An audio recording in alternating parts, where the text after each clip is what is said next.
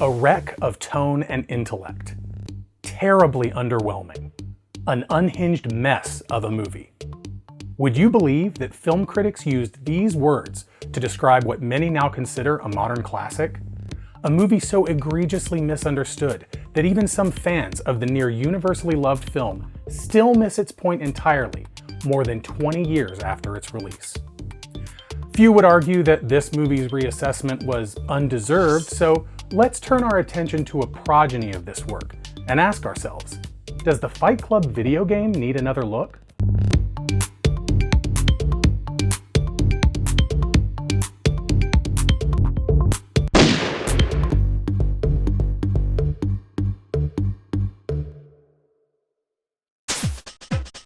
Chuck Palahniuk went to work one day.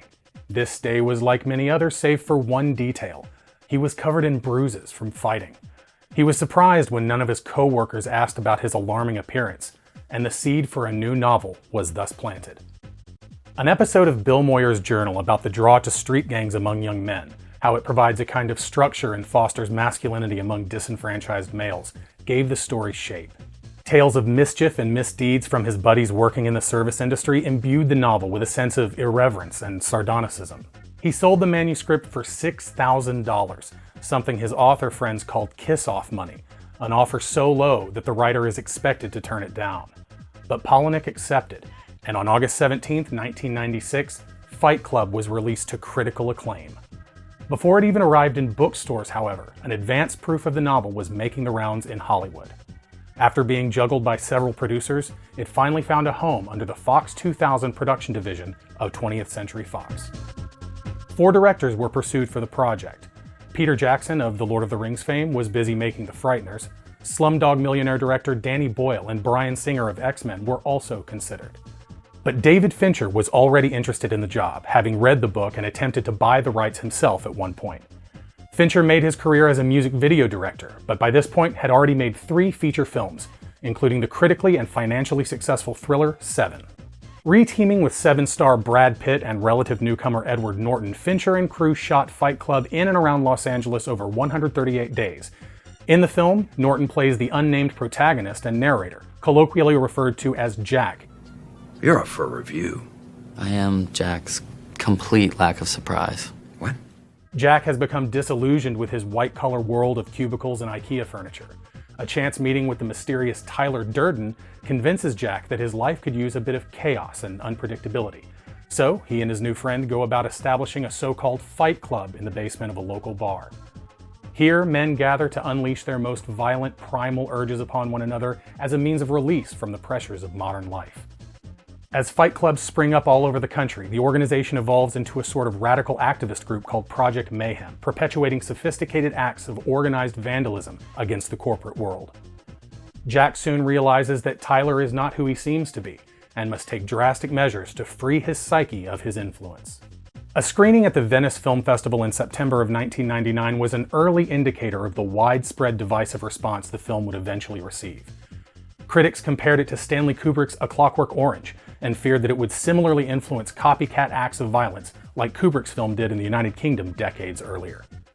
Despite this, the film opened at the #1 spot for the weekend of October 15, 1999. A rapid drop-off in the following weeks ultimately had the film perform under studio expectations, but as a smash hit on home video, Fight Club was eventually a big success for all involved. And then, half a decade later, too far removed to really take advantage of the movie's fervent word-of-mouth campaign, and in stark contradiction to the film's anti-consumerist message, a Fight Club video game was released for Sony's PlayStation 2 and Microsoft Xbox consoles on November 16, 2004.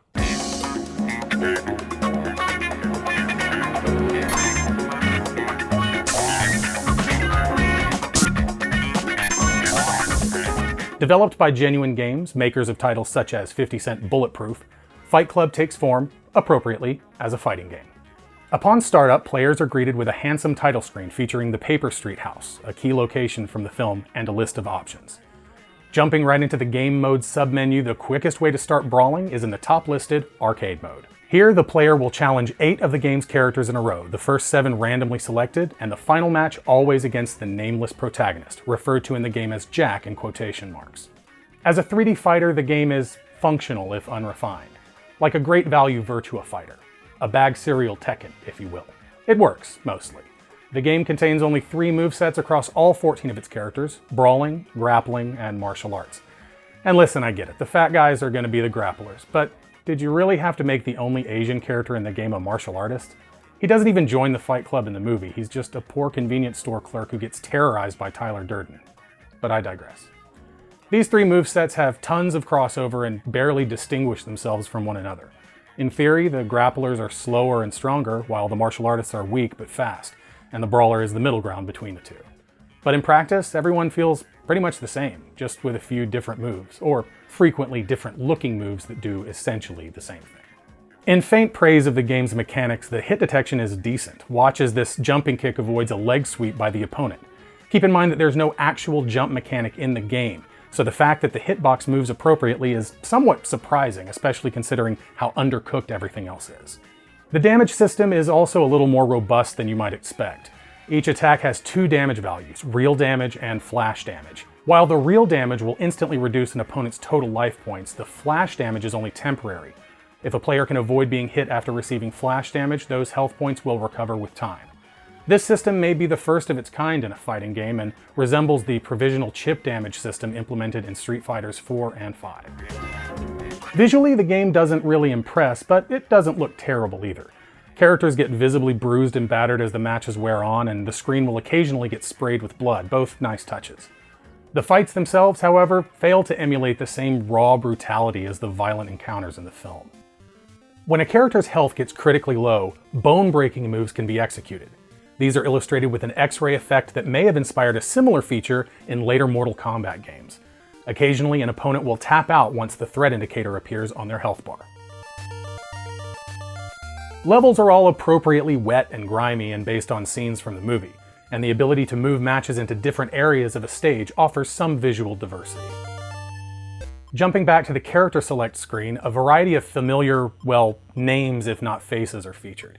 It appears that likeness rights were not secured from the major players like Pitt and Norton, but even those reprising their roles from the film in voice fail to resemble their digital representations. Speaking of which, the cast here is interesting. Meatloaf returns along with the actors who played the mechanic, Detective Stern, and the bartender in the movie. But even the extended voice cast has some surprising participants.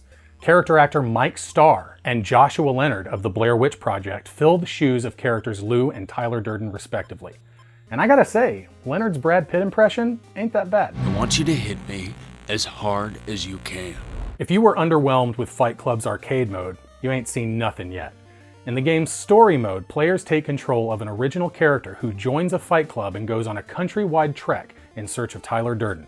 The fully animated introductory cinematic belies the truth of the story's presentation, as all other cutscenes, save for the final one, are presented as poorly rendered stills with voiceover.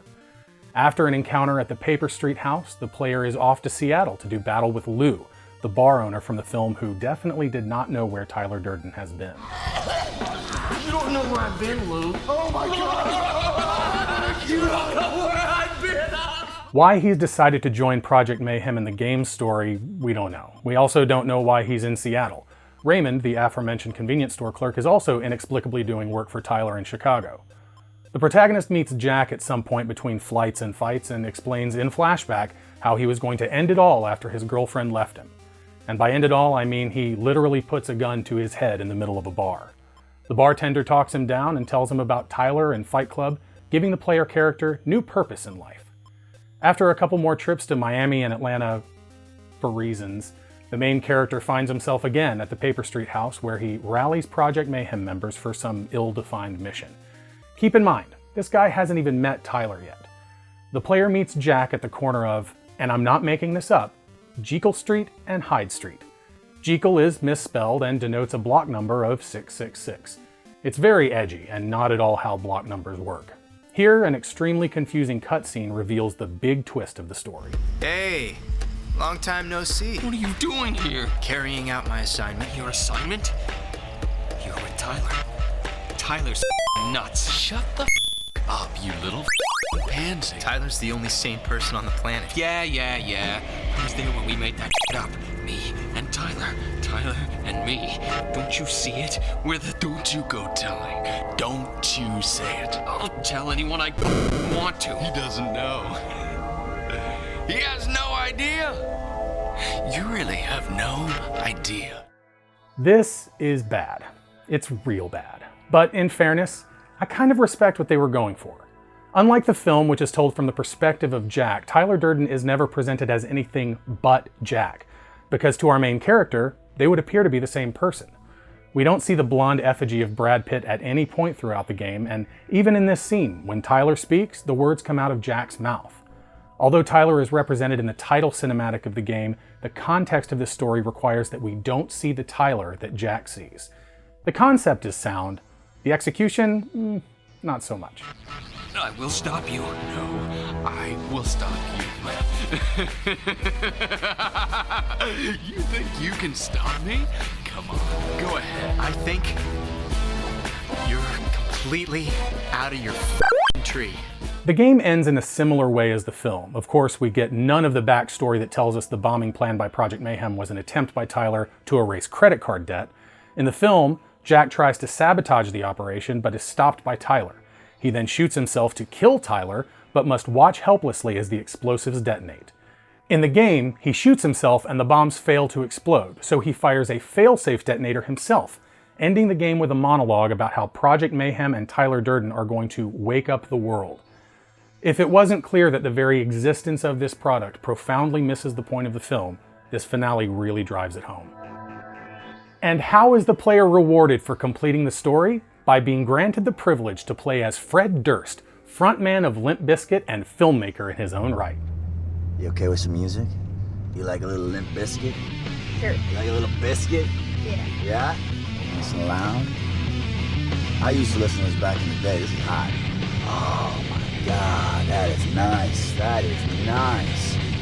In the introduction to the 2004 reissue of the novel, Palahniuk claims that at one point Limp Bizkit bannered their website with the phrase, "Dr. Tyler Durden recommends a healthy dose of Limp Bizkit." How Mr. Biscuit himself came to become an unlockable character in the game, I don't know. But I think it's fair to say that he's a fan of the source material. To the game's credit, Fred Durst is only one of a few playable characters whom one may derive some pleasure from beating to a bloody pulp, depending on how you feel about Jared Leto, Edward Norton, and/or Meatloaf. This is probably a good time to talk about the music in the game, which is downright painful. Of course, Limp Bizkit makes an appearance on the soundtrack along with their nu metal contemporaries Korn, replacing the likes of Tom Waits and Pixies from the film's very different track list. However, some original scoring by Rich Ragsdale and Scott Clausen do a decent job of imitating the Dust Brothers' wonderfully frenetic film score.